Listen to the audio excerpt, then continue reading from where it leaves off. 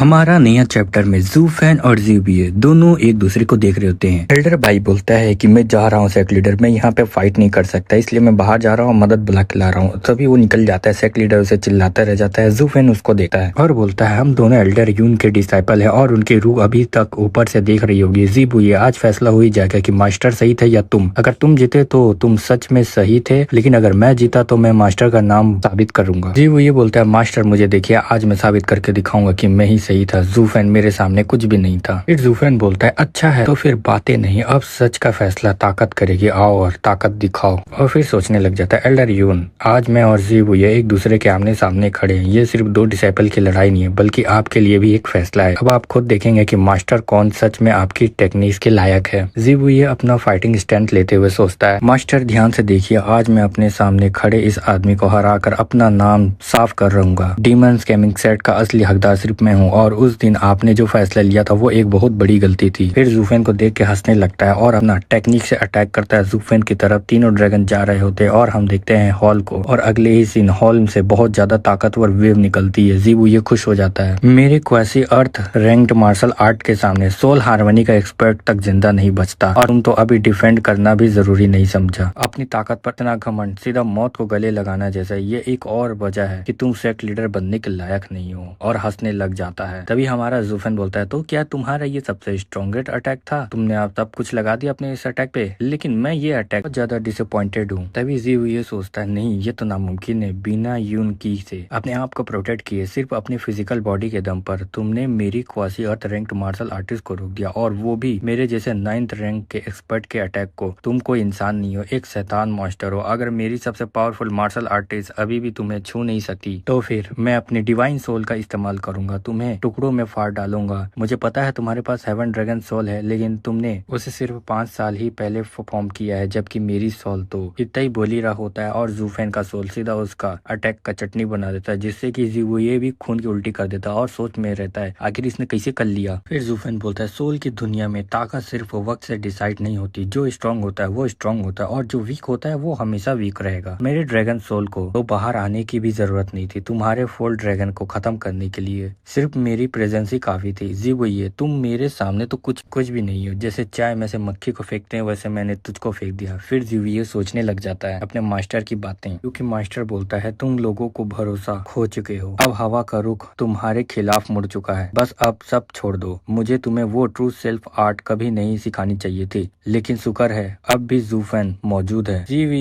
ये सब बातें सोच के गुस्सा हो जाता है और हमारे जूफेन पे सीधा स्वॉर्ड लेके बढ़ जाता है अटैक करने, और बोलता है मैं दिखा दूंगा कि वो सब बातें झूठी थी, और तुरंत हमारे जूफेन पे अटैक करता है। लेकिन अगले ही पल उसका स्वॉर्ड टूट जाता है और हमारा जूफेन बोलता है चाहे कल्टीवेशन टेक्निक हो या मार्शल आर्टिस्ट, चाहे डिवाइन सोल की ताकत हो या हमारे हाथों की आर्टिफैक्ट, हर चीज में तुम मुझसे बुरी तरह हार चुके हो, तुम्हारे पास जीतने का जरा भी चांस नहीं है। जी वही है, अब तुम हार चुके हो। के साथ हमारा चैप्टर खत्म होता है।